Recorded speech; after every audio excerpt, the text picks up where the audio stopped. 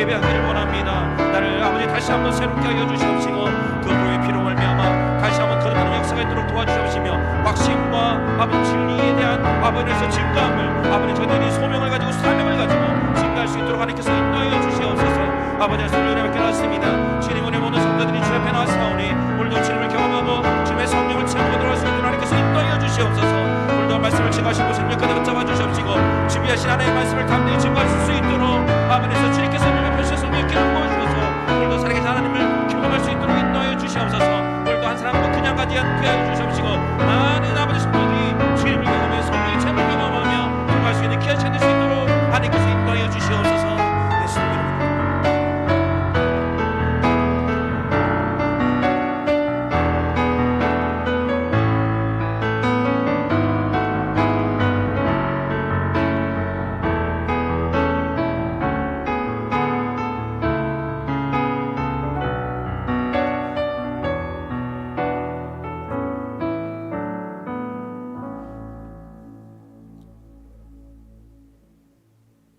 함께 일어나셔서 묵도하심으로 거룩한 주일 아침 2부 예배를 하나님 앞에 드립니다.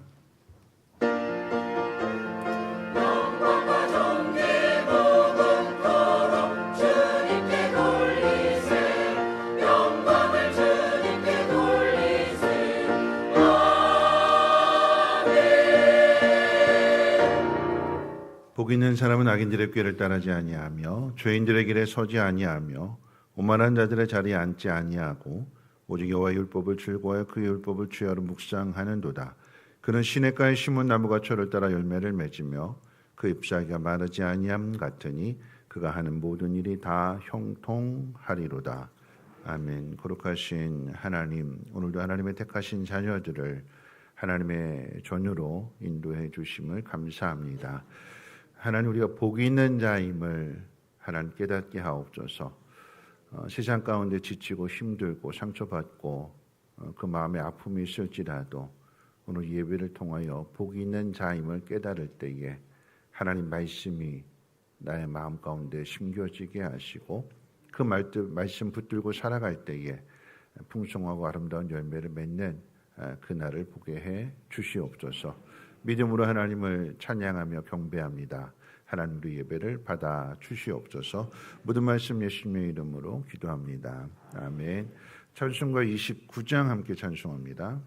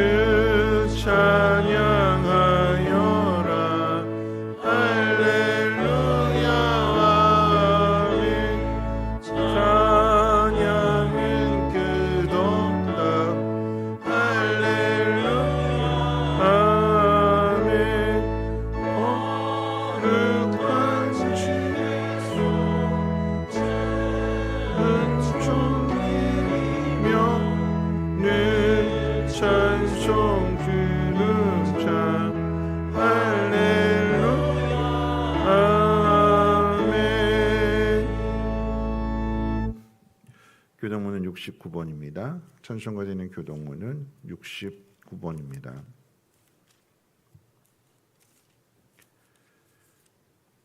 너희는 눈을 높이 들어 누가 이 모든 것을 창조하였나 보라.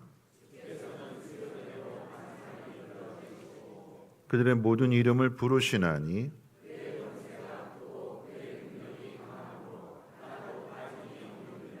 야곱아 어찌하여 네가 말하며 이스라엘아 내가 이르기를 내 길은 여호와께 숨겨졌으며 너는 알지 못하였느냐 듣지 못하였느냐 영원하신 하나님 여호와 땅 끝까지 창조하신 이는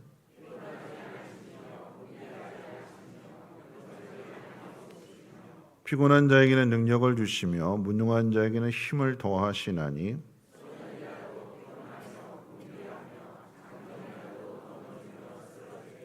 오직 여호와를 앙망하는 자는 새 힘을 얻으리니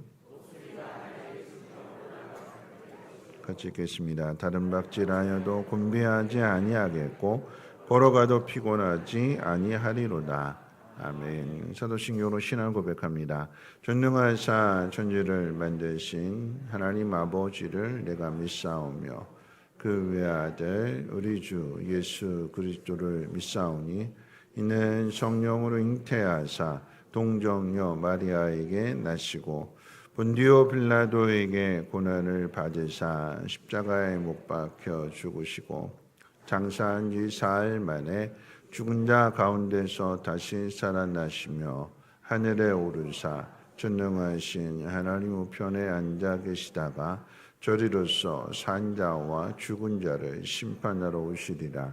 성령을 믿사오며 거룩한 공예와 성도가 서로 교통하는 것과 죄를 사하여 주시는 것과 몸이 다시 사는 것과 영원히 사는 것을 믿사옵나이다. 아멘. 함께 앉으셔서 찬송가 447장 동일 찬송가로 448장 찬송 후에 송지영 전원님 기도해 주시겠습니다.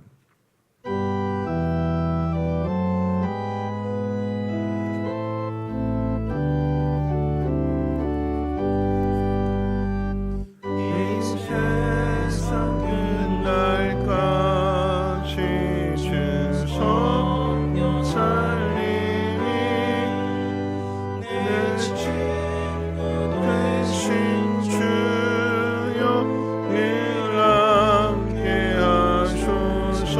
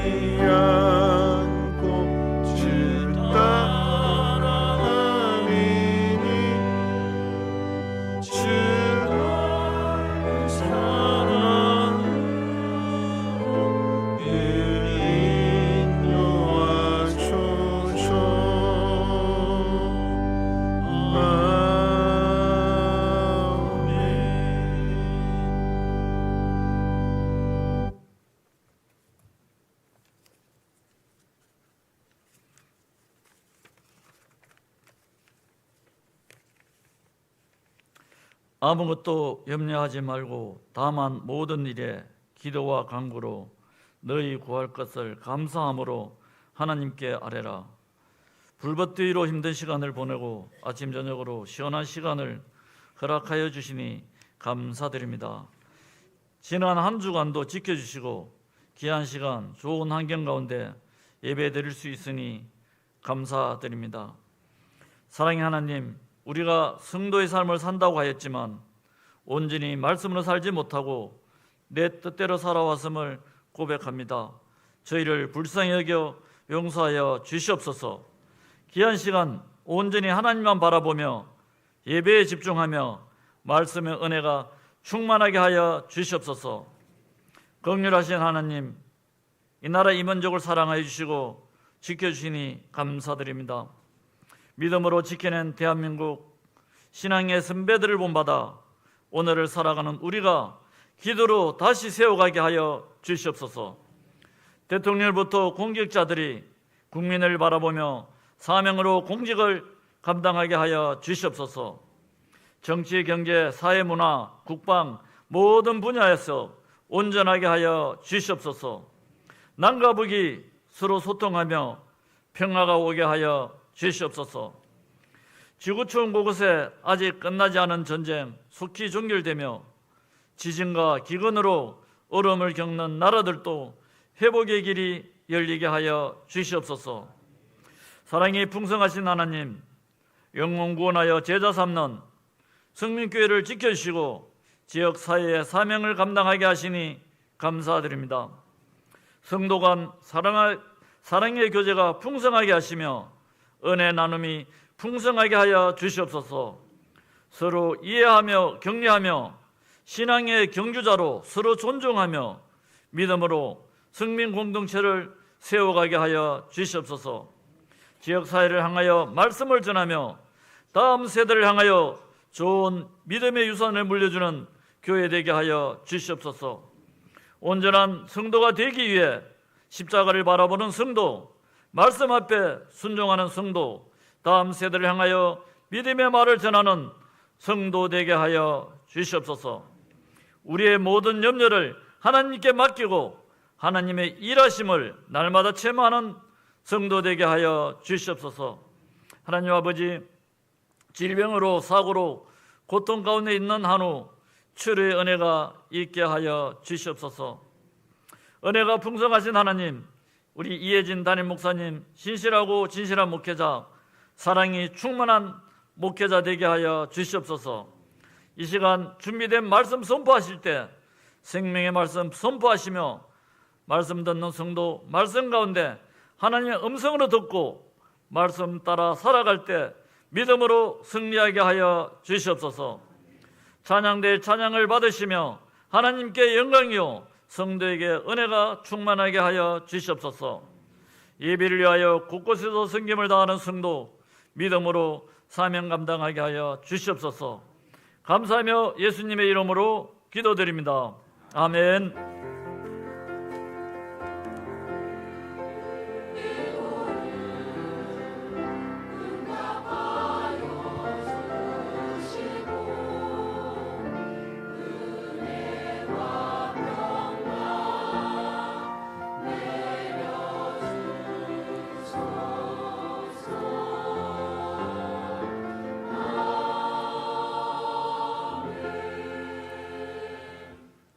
교회 소식은 주보를 참고해 주시고요. 다음 주일 저녁 예배는 예담 초등부 주간 예배로 드리게 됩니다.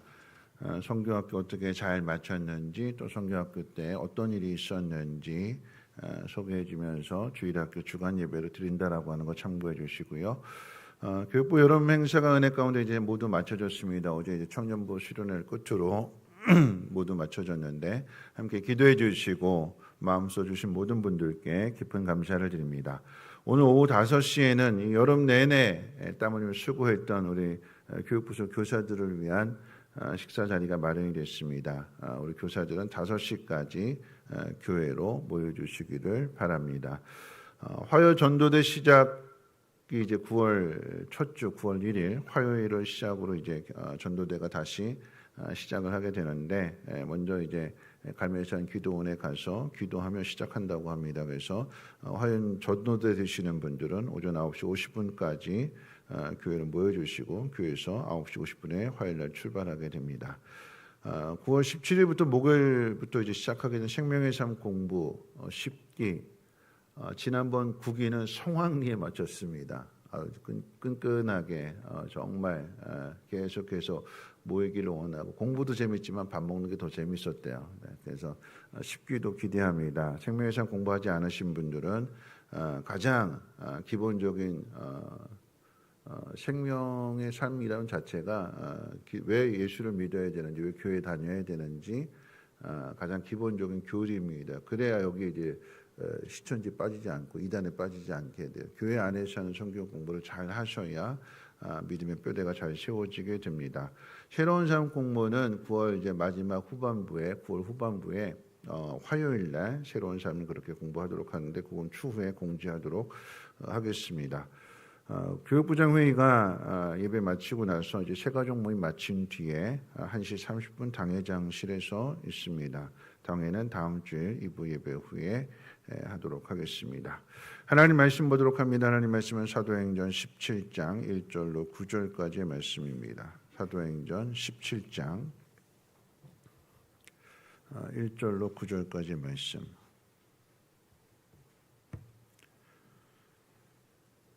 신약성경 216페이지입니다. 사도행전 17장 1절로 9절. 제가 봉독합니다. 그들이 암비볼로와 아볼로니아로 다녀가 데살로니가에 이르니 거기 유대인의 회당이 있는지라 바울이 자기의 관례대로 그들에게로 들어가서 새 안식일에 성경을 가지고 강론하며 뜻을 풀어 그리스도가 해를 받고 죽은 자 가운데서 다시 살아나야 할 것을 증언하고 이르되 내가 너에게 전하는 이 예수가 곧 그리스도라 하니 그 중에 어떤 사람 곧 경건한 헬라인의 큰 무리와 적지 않은 귀부인도 권함을 받고 바울과 실라를 따르나 그러나 유대인들은 시기하여 저자의 어떤 불량한 사람들을 데리고 때를 지어 성을 소동하게 하여 야손의 집에 침입하여 그들을 백성에 끌어내려고 찾았으나 발견하지 못하며 야손과 그 형제들을 끌고 읍장들 앞에 가서 소리질러 이르되 천하를 어지럽게 하던 이 사람들이 여기도 이름에 야손이 그들을 맞아들였도다. 이 사람들이 다 가이사의 명을 거역하여 말하되 다른 임금 곧 예수라 하는 이가 있다 하더이다 하니 무리와 읍장들이 이 말을 듣고 소동하여 야손과 그 나머지 사람들에게 보석금을 받고 놓아 주니라. 아멘. 임마누엘 찬양대 찬양이겠습니다.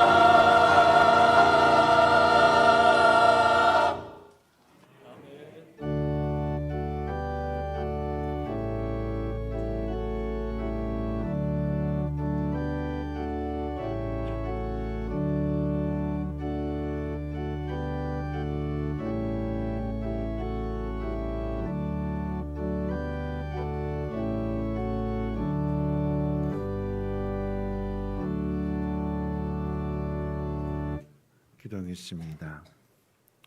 오늘 찬양의 고백의 그 가사 내용처럼 우리가 그 크신 하나님 앞에 나왔습니다. 그 하나님 믿지 못하고 한 주일 동안 좁은 마음으로 불편했고 힘들었고 고민했고 이제 그 마음들을 내려놓으며 하나님의 위대하심을 생각합니다. 우리가 힘든 문제들이 하나님을 찬양하는 일들로 바뀌어지게 도와주시고 그래서 세상도 그 하나님을 찬양케 되어지는 놀라운 역사가 나타나게 하옵소서. 하나님 앞에 드려진 이 예물이 그 일에 쓰임받기를 원합니다.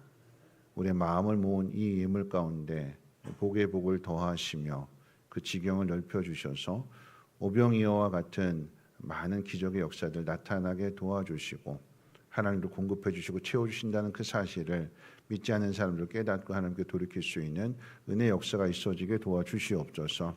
이 일에 앞서 순종하는 그 믿음을 하나님 귀히 여겨주시고 저들의 산업과 가정과 또 자녀들에게 복 내려 주시옵소서.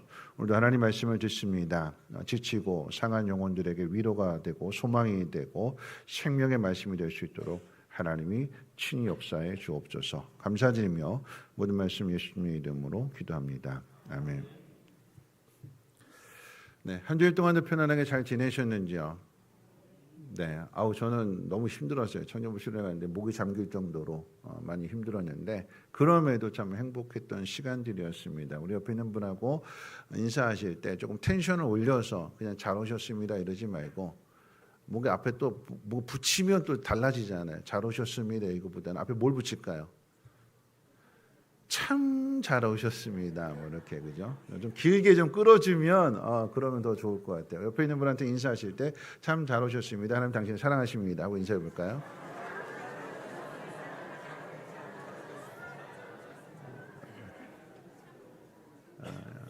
여러분 이제 그 가을이 되는 거 좀 느끼시나요? 가을이 되는 거 느끼세요? 네, 그러니 마지막 한 번 더 인사하실 때 이렇게 인사하겠습니다. 잘 들어보세요. 좀 길 수 있어요. 무더워도 곡식은 잘 자랍니다. 더 좋아지고 더 좋아질 겁니다. 한번 인사해 볼까요? 네.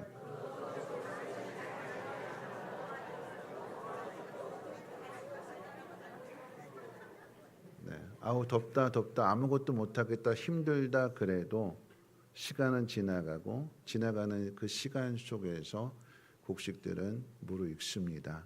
더 좋아지는 거죠. 여러분 인생들 가운데도 그런 은혜가 있으시기를 주님의 이름으로 축원을 드립니다.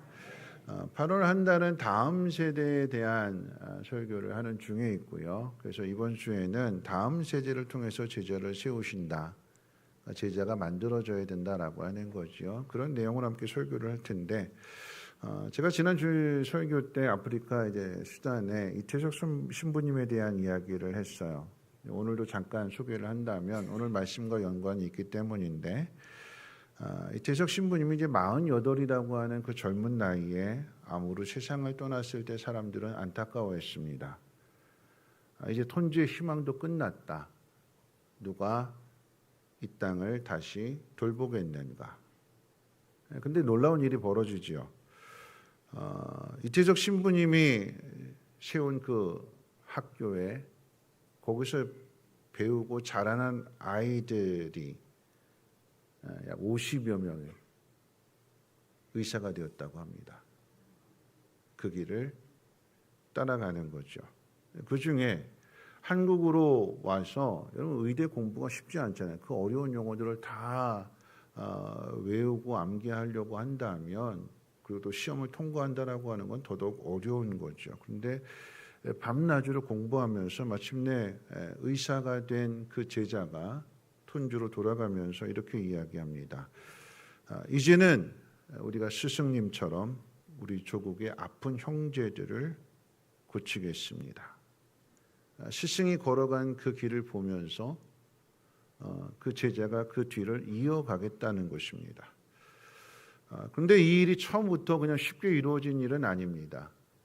이태석 신부님이 처음 톤주에 갔을 때 사람들은 낯선 이방인을 경계하면서 돌아가라 그랬어요. 위협했습니다. 돌 들고 막 죽이려고 겁도 주고 돌아가라고. 그럼에도 그는 물러서지 않았습니다. 그러면서 예수님이라면 여기에 성당을 세웠을까 아니면 학교를 세웠을까? 예수님은 학교를 세웠을 것이다. 그러면서 무너진 학교를 다시 세우는데 벽돌이 필요한데 벽돌을 구할 수 없게 되니까 강에 가서 모래를 퍼내려다가 시멘트로 이제 그걸 섞어서 벽돌을 찍어내고 그렇게 건물을 세웠어요. 전염병을 예방하기 위해서는 백신을 놔야 되는데 이 백신은 냉장고에 보관해야 됩니다. 그런데 냉장고는 한국에서 가져왔는데 전기가 없어요. 그러니까 그 태양 그 에너지에 관한 책을 사다가 그 책을 읽으면서 지붕에 올라가서 그 태양광 패널을 설치해서 그 태양광 전기를 끌어다가 냉장고를 돌립니다. 그래서 치료하는 거죠. 톤주 사람들은, 이 톤주에 있는 사람들은 그의 말을 듣고 변화된 것이 아니라 그의 행동과 진심을 보았기 때문에 변화되었다고 합니다. 뭐냐면 안 된다고 포기하는 것이 아니라 안 된다라고 하는 것을 붙들고 씨름하고 기도하면서 길을 만들어내는, 안 된다고 했던 그것이 이게 가능한 일이었구나, 이게 하면 되는 일이었구나 하는 그 모습을 보여주게 되니까 그게 진심이었다라고 하는 거죠. 우리가 누군가에게 내 마음을 전해줄 때 내가 뭔가를 설득하고 설명하고 이해시켜서 그 사람이 내 편 되어주는 것이 아니라 돌아섰는데 등을 돌렸는데 나 싫다고 했는데 계속해서 보고 싶지 않다고 하는 그 사람을 계속해서 찾아가고 또 찾아가고 그럴 때 거기에 진심이 보여주게 되는 거고 그 진심을 알게 되니까 돌아섰던 그 마음이 다시 돌아서게 되는 거죠. 그걸 본 거예요. 그러니까 거기에 열매가 맺혀지게 되는 거고 그 길을 따라가는 제자들이 만들어지는 것입니다. 이태석 신부님이 이제 항암 치료를 받게 될 때 총 16번을 받았는데 10번 정도 받게 되면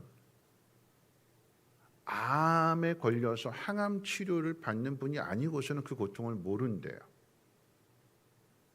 10번 정도 이르게 되면 모든 면역력이 다 떨어져서 숟가락, 젓가락 들 힘조차 없대요. 그러면 그때는 치료를 포기하고 그냥 생명을 연장하는 그냥 완화제로 이렇게 하게 되는데 이태석 신부님은 16번을 항암 치료를 받았대요. 그 이야기는 뭐냐면 톤주로 돌아가고 싶다라고 하는 그 열망 때문에 물었대요. 몸도 성취하는데 그 성취하는 몸을 가지고 돌아왔을 때 반겨줄 사람도 없는데 왜 그렇게 톤주로 돌아가려고 하냐고 물었을 때 이렇게 대답했대요. 제자들에게, 거기 있는 아이들에게 더 넓은 세상을 보여주고 싶습니다. 아이들이 보지 못하는 거기에 그 가난이라고 하는 한계에 부딪혀서 우리는 아무것도 할 수 없어 하는 그 아이들에게 더 넓은 세상을 보여주고 싶습니다. 이태석 신부님은 16차례 항암을 받고 그걸로 끝났어요. 세상을 떠났습니다. 더 넓은 세상을 보여주지 못했어요. 그런데 그 길을 이어가는 제자들이 있다는 거죠. 그 제자들이 그 길을 이어감으로 인해서 그 꿈이 이루어지는 거예요. 하나님의 나라는 그렇게 이루어지는 겁니다. 뭐냐면 스승 혼자서 모든 것을 다 하는 것이 아니라 여러분 스승은요 가능성을 열어주고 꿈을 이야기하는 거예요. 말하자면 절망의 문을 처음에 온 사람이 그 문을 굳게 닫혀있는 그 문을 힘겹도록 밀어서 열어놓는 거. 그러면 그 열린 문으로 그 다음 사람이 들어가서 그 다음에 일을 하고 다음에 일을 하고 다음에 일을 하고 그러면서 마침내 꿈이 이루어지더라라고 하는 거죠. 혼자서 모든 것을 다 할 수 있다. 내가 다 한다. 그럼 교주가 되는 거예요. 그럼 신천지 교주가 되는 거예요. 내가 다 할 거야. 내가 다 해. 난 전능해. 여러분, 예수님도 그렇게 하지 않으셨어요. 예수님도 하늘로 올라가실 때에 제자들에게 맡기셨어요. 그 제자들이 그 모든 것들을 이어가는 거죠. 그것이 하나님 나라의 원리입니다. 우리가 교회에 나오는 이유는 장로가 되고 권사가 되기 위해서가 아닙니다. 목사가 되기 위해서도 아닙니다. 우리가 예수를 믿고 계속 교회에 나와야 되는 이유는 예수님의 제자가 되기 위해서입니다. 사도 요한은 예수님과 함께 하면서 예수님의 가장 사랑받는 제자로서 예수님의 모든 말씀을 가까이서 다 들었어요. 그러면서 요한복음을 통해서 어떻게 하면 예수님의 제자가 될 수 있느냐, 세 가지를 사도 요한이 요한복음에 기록했는데 그 첫 번째가 뭐냐면 8장 31절 내 말이 너희 안에 거하면 제자가 된대요. 두 번째로 13장 35절 너희가 서로 사랑하면 내 제자가 된다고 말씀하셨습니다. 마지막 세 번째가 요한복음 15장 8절 너희가 열매를 많이 맺으면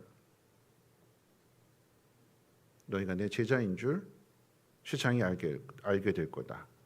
이 말씀을 정리하면 예수님의 말씀을 가진 사람, 서로 사랑하는 사람, 그리고 그 일을 통해서 열매, 다시 말하면 제자를 만드는 사람이 예수님의 참된 제자가 된다는 것입니다. 오늘 본문인 사도행전 17장은 바울의 사역 기간 가운데 교회를 개척하고 교회를 세우는 기간 가운데 가장 짧은 기간이라고 이야기할 수 있습니다. 그런데 거기에 가장 강력한 제자가 세워지게 되고요. 가장 건강한 교회가 세워지게 됩니다. 데살로니가 교회에 대한 이야기고 바울과 그 바울의 제자가 된 야손에 대한 이야기인데 오늘 이 말씀을 통해서 제자가 어떻게 만들어지게 되는가 세 가지 원리를 함께 생각해 보려고 합니다. 첫 번째, 내 말이 너희 안에 거하면. 오늘 본문 말씀 1절과 2절을 보면 바울은 데살로니가에 이르러서 유대인 회당에서 세 안식일 동안 3주를 가리키는 거잖아요. 세 번의 안식일이라고 하니까 우리식으로 얘기한다면 세 번의 주일이 지나가는 거니까 3주, 20일, 37일, 21일 동안 말씀을 가르쳐 줬어요. 근데 왜 3주냐? 바울이 3주간 머무는 동안에 그 3주가 되었을 때 그 데살로니가의 폭동이 일어납니다. 유대인들이 바울을 시기하고 질투해서 바울을 죽이기 위한 폭동을 일으켰어요. 그러니까 생명의 위협을 받는 상황 속에서 사람들이 바울에게 피신하라고 해가지고 데살로니가에서 이제 바울은 베레아로 건너가게 됩니다. 이 3주라고 하는 시간은요, 사람의 생각을 바꾸기에 더군다나 그 속에 있는 이 세계관, 가치관 이것을 바꾸기에는 턱없이 부족한 시간입니다. 더욱이 이 3주 동안에 교회를 세우고 건강하게 만든다라고 하는 것은 더더욱 말도 안 되는 이야기입니다. 왜냐하면 그곳에 모여있는 사람들은 유대인만 있는 것이 아니라 헬라인, 다시 말하면 성경적인 배경이 전혀 없는 이방인들도 함께 그곳에 있었습니다. 성경을 알지 못하는 사람들에게 성경에 게시되어 있는 메시아 이야기를 들려주고 그것을 풀어주고 그래서 이해시켜서 교회를 세운다, 3주 만에 이 일을 한다, 불가능에 가까운 일입니다. 그런데 기억해야 되는 것은 바울은 그 헬라 사람들에게, 이방인들에게 어떤 인간적인 말재주나 철학을 통해서 설득하려고 하지 않았습니다. 오늘 본문 3절 말씀 같이 한번 읽어볼까요? 3절 말씀 함께 읽어봅니다. 시작. 뜻을 풀어 그리스도가 해를 받고 죽은 자 가운데서 다시 살아나야 할 것을 증언하고 이르되 내가 너희에게 전하는 이 예수가 곧 그리스도라 하니. 바울은 성경에 기록된 메시아의 약속이 어떻게 예수 그리스도를 통해서 성취되었는지를 풀어서 전했을 뿐입니다. 십자가 그리고 부활. 그게 누구라고요? 예수라고요. 예수만 전했어요. 예수만 말했습니다. 예수에 대해서 이야기했고 예수에 관한 이야기를 이야기했고 그 예수를 자신이 믿는다고 고백했습니다. 여기 아주 영적인 중요한 원리가 있는 거죠. 여러분, 복음은요, 사람을 이해시키고 설득시켜서 믿게 만드는 이론이 아니라 하나님의 살아계심에 대하여, 하나님 우리에게 행하신 그 일들에 대하여 가감없이 그냥 선포하는 거예요. 듣든지 안 듣든지, 이 사람이 깨닫든지 안 깨닫든지, 따라오든지 안 따라오든지, 나는 어떻게 해요? 하나님이 행하신 일을 그 사람에게 전해주는 거예요. 선포입니다. 선포. 논리를 가지고 설득시키는 것이 아니라 하나님이 행하신 일들을 그대로 가르쳐주고 전해주는 거예요. 그러면 그 선포된 말씀이 히브리서 말씀 가운데 뭐라고 그랬어요? 살아있고 운동력이 있어서 좌우에 나선 어떤 검보다도 예리해서 그 영혼, 그 사람의 영혼을 쪼개고 뽀갠다. 뭐가요? 하나님의 말씀이. 어떻게 해요? 생명이 있어서. 생명이 뭐지요? 자라나는 거예요. 생명은 가만히 있는 것이 아니라 시간이 지나면 지날수록 자라나는 거예요. 성장하는 거예요. 그게 생명입니다. 하나님 말씀은 생명이 있어서 바울은 단지 3주만 가르쳐주고 떠났을 뿐인데 거기에 바울이 더 이상 있지 않은데 심겨주었던 그 말씀이, 마음속에 담아두었던 그 말씀이 3주 안에 이것이 열매로 나타나게 되고 눈에 보여지는 것들로 나타나더라라고 하는 거죠. 여러분, 교회는 얼마나 오래 다녔느냐를 가지고 믿음을 이야기하지 않습니다. 여러분, 시간의 문제가 아니에요. 여러분, 믿음은요, 하나님 말씀이 내 마음에 얼마나 깊이 박혀 있느냐. 3주인데 3주 딱 21일 한 달도 채 되지 않는 동안에 들은 말씀이 그 마음속에 뿌리를 내리게 되니까 그들 앞에 있는 시련을 핍박을 이겨내는 믿음의 사람으로 성장하더래요. 그게 이 데살로니가 교회의 이야기입니다. 말씀이 우리 안에 심겨진다는 이야기는 뭘까요? 그럼 씨앗의 비유를 한다면 씨앗이 땅에 심겨지는 거잖아요. 그러면 이 씨앗이 자라서 열매를 맺으려면 어디에 있어야 돼요? 어디에 있어야 되죠? 땅 속에 있어야 되는 거예요. 바깥으로 나오면 안 돼요. 씨가 바깥으로 나오면 안 되는 거예요. 씨는 어디에 있어야 돼요? 땅 속에 있어야 되는 거예요. 무슨 의미냐면 하나님 말씀이 내 마음에 심겨졌다라고 하는 이야기는 하나님 말씀이 내 마음에 바깥으로 나오면 안 되는 거예요. 내 마음 속에 꼭 내가 붙들고 있어야 되는 거예요.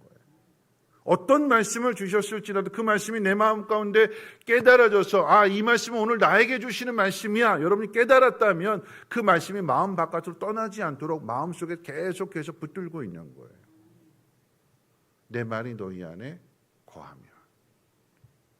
하나님 말씀이 생명의 말씀이기 때문에 그 생명이 내 속에, 내 마음 속에 내가 계속 붙들고 있으면 이 안에서 자라나기 시작하고 마침내 눈으로 보여지는 열매로 나타나게 된다는 거예요.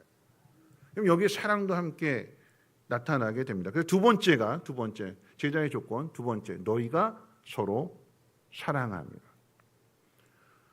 바울이 전했던 그 복음이 이 데살로니가의 놀라운 변화를 일으키게 되는데 우리 4절 말씀 같이 한번 읽어볼까요? 4절 말씀 함께 읽어봅니다. 시작. 그 중에 어떤 사람 곧 경건한 헬라인의 큰 무리와 적지 않은 귀부인도 권함을 받고 바울과 실라를 따르나. 여러분, 이 말씀 가운데 경건한 헬라인의 큰 무리와 적지 않은 귀부인.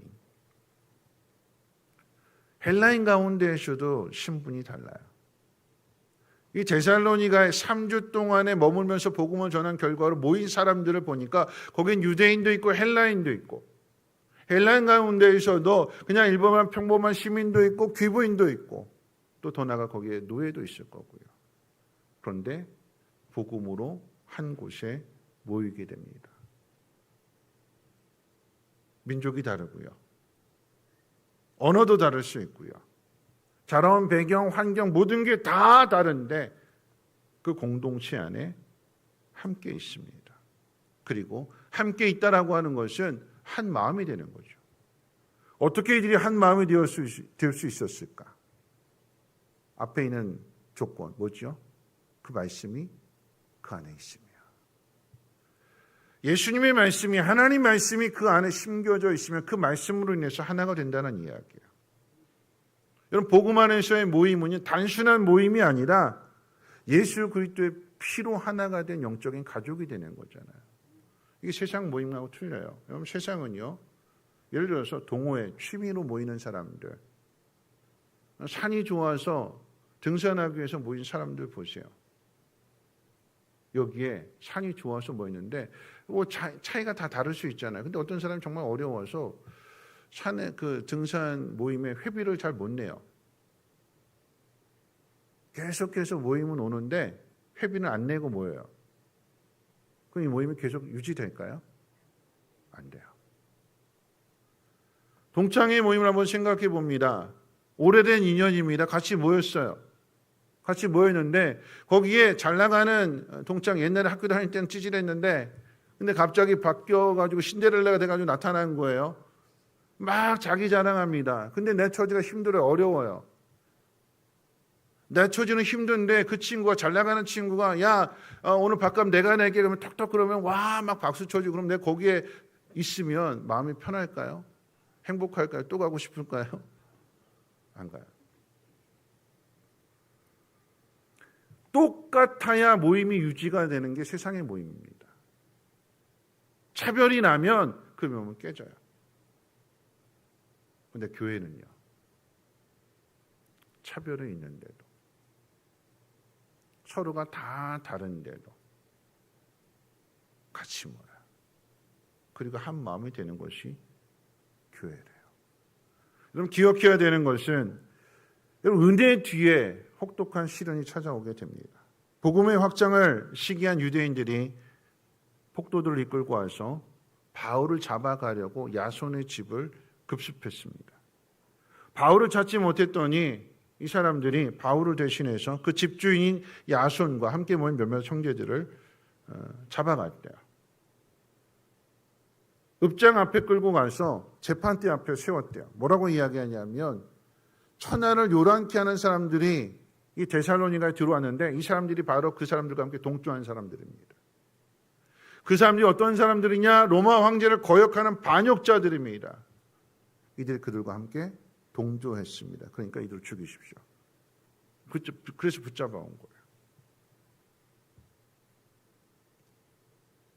예수를 믿었더니 찾아온 건 고난이었습니다. 예수를 믿어서 세워진 그 교회가 그들에게 찾아온 것은 시험거리였습니다. 자, 그러면 이때 교회가 어떻게 해야 될까요? 성도들이 어떻게 해야 될까요? 아, 나는 안 잡혀갔으니까, 나와 상관없는 일이니까 외면할까요?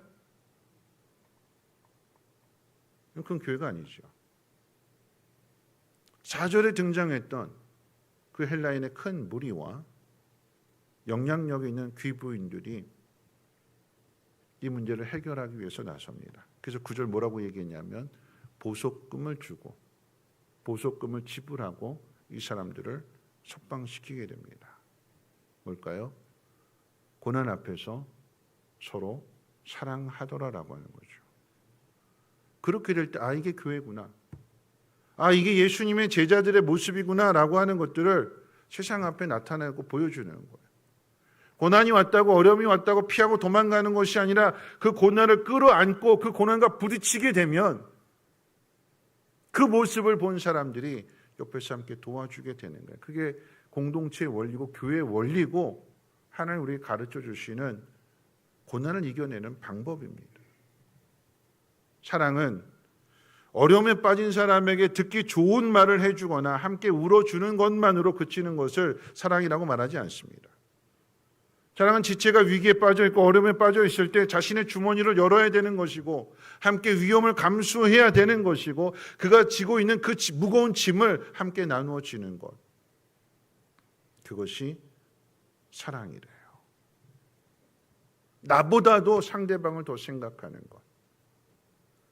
데살로니가 교회에 어려움이 왔을 때, 바울에게 어려움이 왔을 때 야손은 바울을 대신해서, 데살로니가 교회를 대신해서 그 고난을 당하고 있고, 데살로니가 교회는 그런 야손을 생각하면서 함께 짐을 나누어지고 그를 도와주고, 그게 교회래요. 말씀 안에서 서로를 돌아보면서 서로 사랑하게 될 때에 세상의 그 어떤 공격도, 세상의 그 어떤 핍박도 이들을 무너뜨릴 수 없다라고 하는 것을 데살로니가 교회가 보여주는 겁니다. 아까도 이야기했지만 예수님이 십자가에 못 박혀 죽으셨잖아요. 부활하셔서 그 원수들을 진멸하지 않으셨어요. 그 원수들을, 여전히 예수 믿는 사람들을 잡아 죽이려 한 사람들, 그런 세상 가운데 주님 혼자 떠나셨어요. 하늘로 올라가셨어요.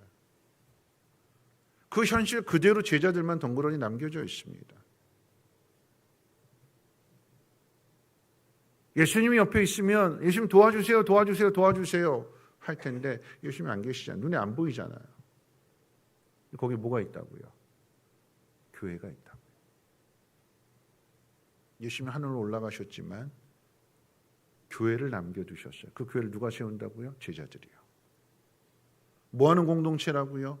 사도행전 2장에 보니까 마음을 같이하여 말씀의 가르침을 받고 기도에 힘쓰면서 자신이 가지고 있는 것을 나누어 주는, 그 어떤 공격이 와도, 그 어떤 어려움이 와도 이 사람이 한 마음에 되어서 도와주고 섬겨주고 해결해 주니까 그 모든 공격을 다 이겨내더라라고 하는 겁니다. 예수님의 제자들이 보여주었고 바울이 그 모습을 보여주게 되니까 데살로니가 교회 성도들도 함께 그 길을 걸어가게 되는 거죠. 이런 공동체가 함께 서로 사랑하게 되면 이기지 못할 고난이 없는 줄 믿습니다. 공동체가 하나가 되면. 그러기 위해서 해야 될 일은 뭐냐면, 내가 두려워하지 말고 내 앞에 있는 이 문제를 향해서 내가 한번 부딪혀 보는 거예요. 야, 무슨 결안으로 바위를 깨냐, 말도 안 되는 소리 하지 마라. 사람들이 비웃고 조롱한다 할지라도 이걸 넘어야 할, 이게 내가 넘어야 할 이걸 장애물을 깨트리고 부숴야 될 거라고 한다면 내가 한번 부딪혀 보는 거예요. 그 말도 안 되는 일을 도전하는 그 모습, 계속해서 진심으로 부딪히는 그 모습을 주변 사람들이 보잖아요. 그럼 도와주는 거예요. 처음부터 다 준비해서 도움을 가지고 야 우리 하나 둘 셋 하면 함께 하자, 이게 아니라 미련해 보일 수 있습니다. 답답해 보일 수 있습니다. 무지해 보일 수 있습니다. 계속 부딪히는 그 모습, 상처가 난 그 모습을, 너덜너덜해진 그 모습을 보면 이 사람들이 움직이는 거예요. 그게 교회래요. 지난 목요일부터 토요일까지 청년들이 이제 신광교회, 성민교회 연합으로 우리 수양관에서 연합으로 수련을 했어요. 수련의 마지막 날 폐회 예배를, 어제 이제 폐회 예배를 드리게 되는데, 원래 그 예정된 시간은 4시가 폐회 예배였어요. 근데 3시에 수련회 때 받은 은혜를 함께 나누는 시간을 가졌는데, 처음에는 간증하라 그러면 다들 안 한다고 그러고 그럴까봐 그냥 아예 한 조에 한 명씩 그냥 대표로 모임하고 나눔하고 그 가운데 은혜 받은 사람 한 사람을 대표로 해서 간증하는 시간을 갖자, 그렇게 해가지고 그 한 조를 대표로 한 사람씩 5명이 나와서 간증을 했어요. 근데 그 간증을 이끌어가는 청년이 사회를 보면서 이렇게 이야기합니다. 혹시라도 여러분 가운데 마음에 감동이 되시는 분, 함께 나누고 싶은 간증이 있다면 자원에서 나와서 나눠주십시오. 처음에는 다 눈치를 봤어요. 근데 한 청년이 나와서 용기 있게 자신의 이야기를 해요. 그리고 들어가고 또 한 청년이 나오고 또 한 청년이 나오고, 그렇게 자원에서 10명이 나와서 간증을 해요. 3시에 시작해서 4시에 폐예배 드리기로 했는데 15명의 간증이 쭉 이어지게 되니까 이 폐예배는 뒤로 가게 되는 거고, 거의 뭐 5시 반에 또 신영수 목사님이 또 폐예배를 1시간이나 드렸어요. 우리 정교인 실현회 때 나보고 개회예배, 폐예배 설교 길다고 뭐 이렇게 그거 피드백 나왔다고 그러더라고요. 근데 저는 위로를 받았어요. 이 목사님 1시간이나 했어. 1시간. 근데 그 폐예배 설교도 저한테는 참 제가 듣는 폐예배 설교 중에 가장 좋은 폐예배 설교였어요. 그 6시 때 이제 출발하게 되는데 제가 그 간증을 들으면서 공통점 2가지를 발견했어요. 15명이 간증을 하게 되는데 첫 번째 공통점은 뭐냐면 다 나와서 하는 얘기가 수련회 오기 싫었대요. 수련회 오기 싫었대요. 왜 싫었는가 그 이유를 밝히는데 나는 성격이 내성적이라서 남 앞에 서는 거 싫고 신광교회랑 성민교회 두 교회 연합하다 보니까 모르는 사람하고 부딪히고 모르는 사람하고 조가 짜여지게 되는데 나는 그런 낯선 상황에 있는 것이 나는 성격적으로 나는 싫습니다. 그래서 수련회 안 오려고 그랬대요. 두 번째 공통점은 뭐냐면 다 안 오려고 했던 사람들이잖아요. 두 번째 공통점은 뭐였냐면 이 수련회 와서 나눔을 하고 같이 부딪히면서 깨닫는 것이 내가 혼자가 아니구나. 이렇게 함께 공동체가 있다라고 하는 것, 내가 공동체 안에 속해 있다라고 하는 것이 참 행복하다라고 하는 것을 느꼈대요. 저도 간증했어요. 저도 간증했는데 제 간증은 뭐냐면 전 뒤에서 이렇게 아이들이 간증하는 걸 다 듣는데 한 아이가 이렇게 간증할 때마다 옆에서 우는 애들이 있어요. 간증하는 애들이 다 울었어요. 그 옆에 화장지를 아예 갖다 놓고 간증을 듣는데 간증하는 애가 울어요. 마지막 15번째인가 이렇게 간증하는 애는 신광교회 청년이었는데 이 청년이 예를 들어서 간증 5분 한다라고 하면 3분이 우는 거였어요. 울음소리. 그리고 2분은 말하는 거였고 뒤로 와서 울고 주체하지 못해서. 그럼 옆에서 같이 울고. 누가 울까요? 우는 모습을 봤으니까 괜히 코끝이 찡해서 그냥 단순한 그냥 같이 따라 우는 그런 눈물일까요? 아니요. 그래서 제가 나가서 간증한 건 뭐였냐면 앞에서 간증을 하는데 옆에서 같이 울더라. 앞에서 간증하는 애가 우니까 듣는 아이들이 따라서 우는 애들이 있더라. 다 그런 거 아니었어요. 그 중에 따라서 우는 애들 누가 울까요? 그 친구의 고민을 알고 그 친구의 아픔을 알고 그 친구의 문제가 무엇인지를 함께 알고 있는 사람들은 같이 우는 거예요. 그게 공동체래요. 그게 교회래요. 제가 뒤에 앉으면서 그 간증을 들으면서 뒤에 앉아서 간증을 들으면서 내가 울 때 내가 아파할 때 내가 고민할 때 이 아이들이 내 고민을 이야기해주고 내 아픔을 이야기해주고 내 힘듦을 이야기해주면 이 아이들이 나를 위해서도 울어주겠구나. 그러니까 힘이 되더라. 교회는 그런 곳이래요. 사랑은 그런 거래요. 누군가 아파하면 함께 아파하는 거. 어떻게 해서든 도와주려고 하고 누군가 그 문제를 해결해서 기뻐하면 함께 웃어주고 진심으로 축하해주고 배 아파하고 시기하는 것이 아니라 잘 됐다고 너무 잘 됐다고 내가 밥이라도 사주고 싶어하는 그런 마음 그게 사랑이래요. 어디 있을까요? 가족에게 있잖아요. 교회는요 가족입니다. 이런 공동체가 만들어진다면 여러분 이런 공동체에 나오고 싶지 않으시겠어요?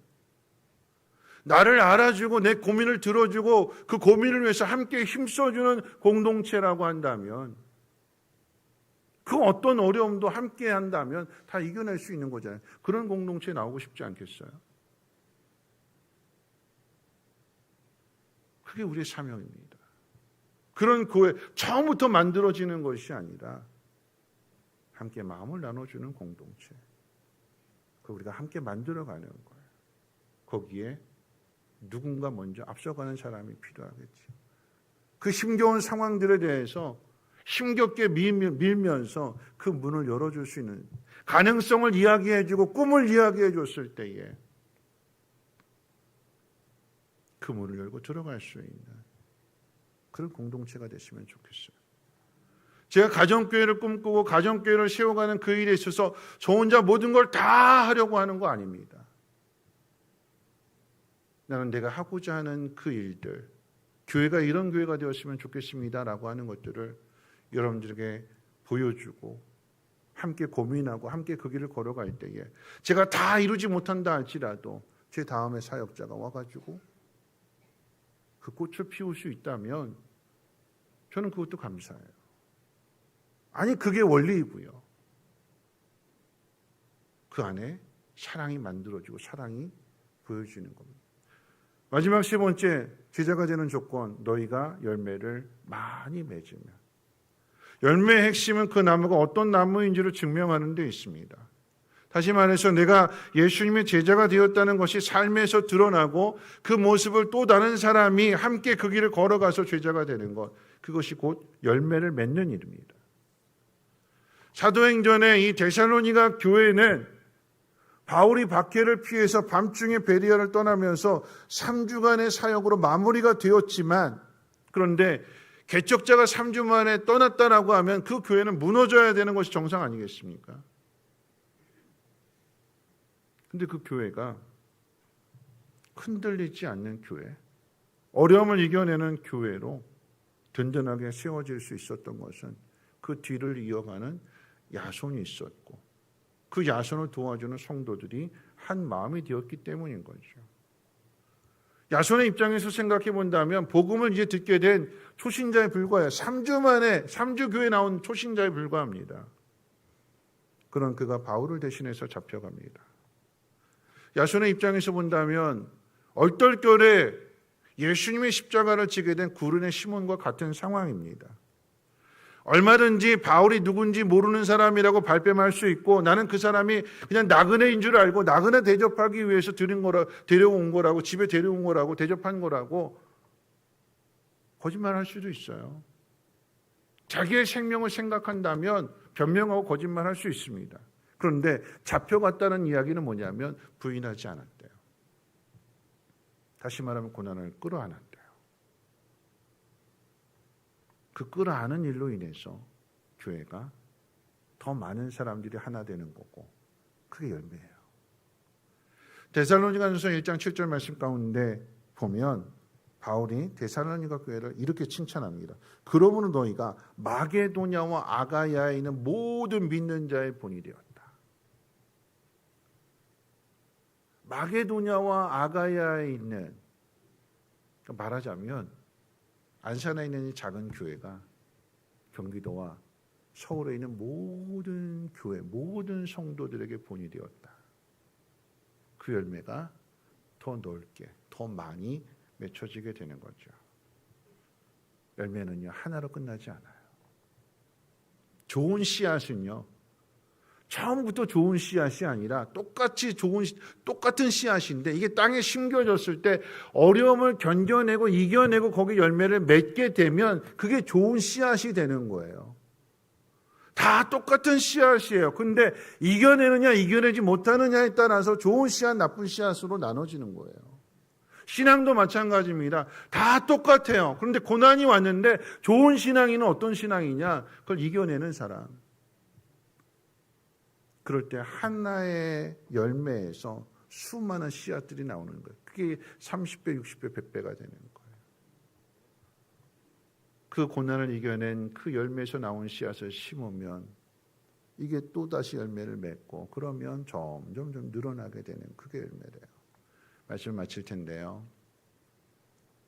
제가 일부 예배하고는 좀 다르게 말씀 마칠게요. 왜냐하면 일부 예배 때는 말씀을 정리해 줬어요. 첫째, 둘째, 셋째 다 정리해 줬는데 말씀의 마무리는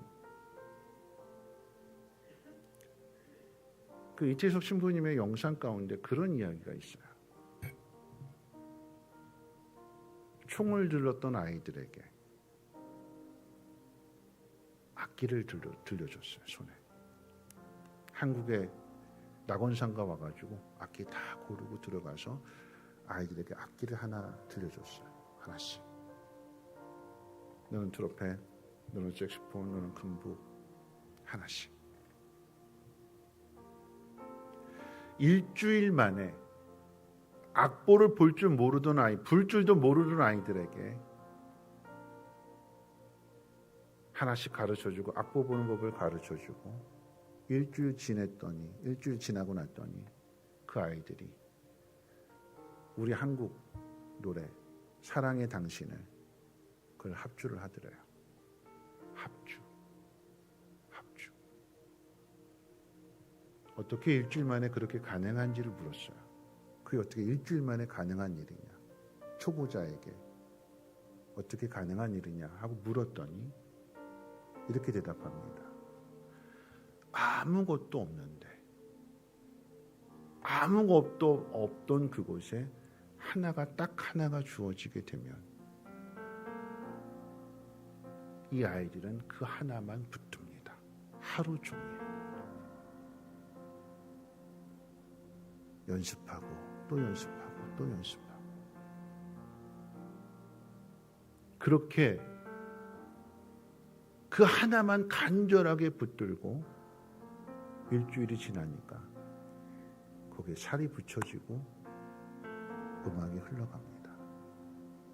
나는 내가 맡은 것을 최선을 다해서 준비했는데 옆에서 준비한 사람들이 함께 어우러지게 되니까 하모니가 되는 거고 합주가 되는 거고 그 모습을 보는 사람들이 감동을 받아서 여기저기 초청하게 되는 거고 여러분의 상황이 아무것도 없다고 낙심하지 마시고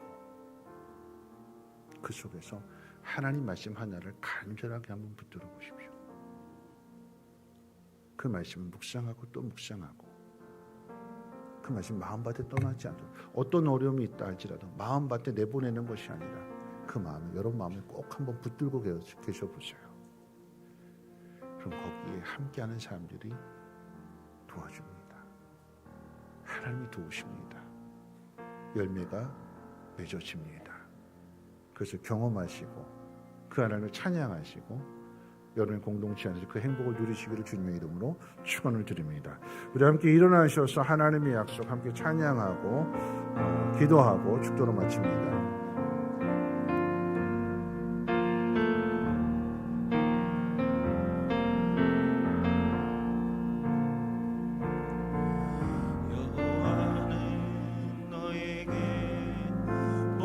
주시기를 원하며 너를 지키시기를 원하시며 여호와의 그 얼굴을 너를 향하여 드사 은혜와 평강 주시기 원하노라. 여호와는 너에게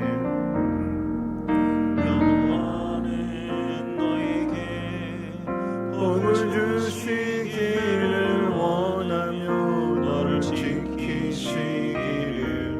원하시며 여호와는 그 얼굴을 너를 향하여 드사 은혜와 평강 주시기 원하노라.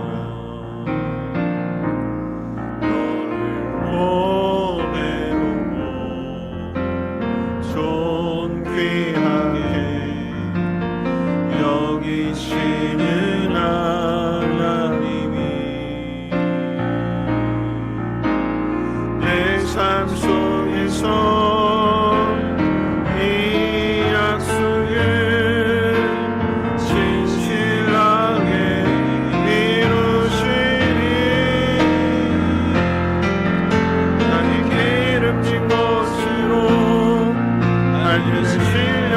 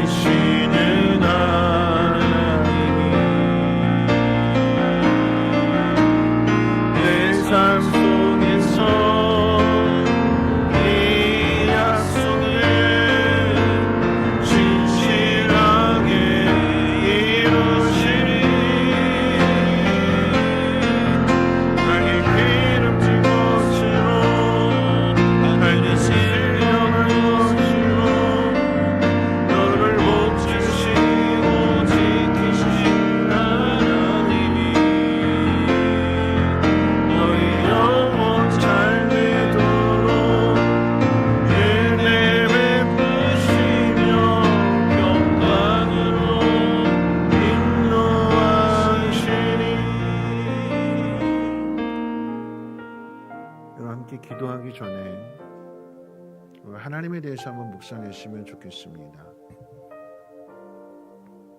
하나님이 아프리카에 모든 걸 주시지 않으셨어요. 그런데 버린 것이 아니라 하나님의 마음을 가진 한 사람을 보내시고 그 한 사람을 통해서 이건 불가능한 일이 아니라, 이건 포기할 일이 아니라, 이건 부딪혀야 되고 힘을 써야 되고, 힘에 겨워서 문을 다 열지 못한다 할지라도 조금의 틈만 보이면, 조금의 빛만 보이면 그 누군가 그 뒤를 이어서 또 문을 열 수 있고 마침내 더 큰 것을 보게 하신다라고 하는 것을, 그래서 우리를 훈련하시는 거죠. 여러분이 가지고 있는 힘든 문제들, 그건 포기할 문제가 아니라 그 속에 하나님 말씀을 붙들고 아무것도 없는 상황 속에서 하나가 주어지면 이건 간절한 것이 되고 유일한 것이 되고 하나님 말씀을 그렇게 시작하래요. 그러면 옆에서 돕는 사람이 있대요. 마침내 우리가 꿈꿀 수 없는 그 놀라운 일들을 이루시는 분이 하나님이시래요. 그래서 교회를 세워주셨대요. 교회 안으로 들어오십시오. 여러분이 그런 삶을 보여주십시오. 가능성을 열어주시고 꿈을 이야기해 주십시오. 그럼 그 꿈은 이루어집니다. 하나님의 그 주인공이 되게 하시고 우리의 가정, 우리 성민교회가 축복의 통로가 되게 하옵소서. 우리 함께 통성으로 하나님 앞에 기도합니다. 사랑 많으시면 하나님 감사합니다. 오늘 하나님 말씀을 듣습니다. 하나님, 내 말이 너희 안에 거하며 그리고 너희가 그 말씀을 따라서 서로 사랑하며 거기에 많은 열매가 맺어질 것이고 그 열매를 통해서 너희가 내 제자인 줄 알게 될 것이고 이 가르침의 말씀 우리 마음 가운데 새기게 하여 주시고 주님이 이 땅에 오셔서 보여주셨던 것처럼 제자리 세상의 사람들에게 보여주었던 것처럼 그리고 바울이 야손에게 보여주고 야손이 데살로니가 성도들에게 보여주었던 것처럼 하나님의 삶 속에 하나님 나와 함께 하심을 믿으면서 오늘 우리에게 주어진 힘들고 어려운 상황들을 믿음으로 이겨낼 수 있는 우리 모두가 되게 도와주시옵소서. 다짐하고 결단한 일들이 또다시 세상의 벽에 부딪혀서 넘어진다 할지라도 나와 함께 울어주고 나와 함께 고민하고 나와 함께 기도해주는 믿음의 지체가 있음을 기억하며 그것을 경험하며 다시 일어날 수 있는 우리 모두가 되어지게 도와주시옵소서. 믿음 있는 한 사람을 통하여 가정이 회복되게 하시고 믿음 있는 한 사람을 통하여 교회가 회복이 되며 믿음 있는 한 사람을 통하여 교육부서가 회복되어질 수 있도록 주여 도와주시고 역사해 주시옵소서. 믿음 있는 한 교회를 통하여서 주변에 있는 사람들이 하나님의 복을 받게 해주시고 또 하나님 많은 교회들이 믿음의 문을 따라서 함께 그 길 걸어갈 수 있는 아름다운 열매를 맺어주게 도와주시옵소서. 감사드리며 주님의 이름으로 기도합니다. 이제 말씀을 들었으니 삶의 자리로 나가십시오. 말씀 안에 거하시고 서로 사랑하십시오. 그리고 많은 열매를 맺으십시오. 우리가 맺는 열매가 아니라 우리는 순종할 뿐인데 거기에 열매가 맺혀지는 놀라운 은혜가 여러분들과 함께하게 될 것이고 근심이, 고민이, 괴로움이, 탄식이 기쁨이 되고 감사가 되고 찬송이 될 줄로 믿습니다. 이제는 우리 주 예수 그리스도의 무한하신 은혜와 하나님의 그 크신 사랑하심과 성령님의 감화 감동 충만 보호 역사하심이 제자가 되기로 다짐하고 결단하는 사랑하는 주의 백성들 머리머리 위에와 가정과 모든 일과 특별히 자녀들 위해 성민교회, 성민쉼터, 성민유치원 이 나라의 민족과 북한 땅과 전 세계 위에 이제로부터 영원토록 항상 함께 있을지어다. 아멘.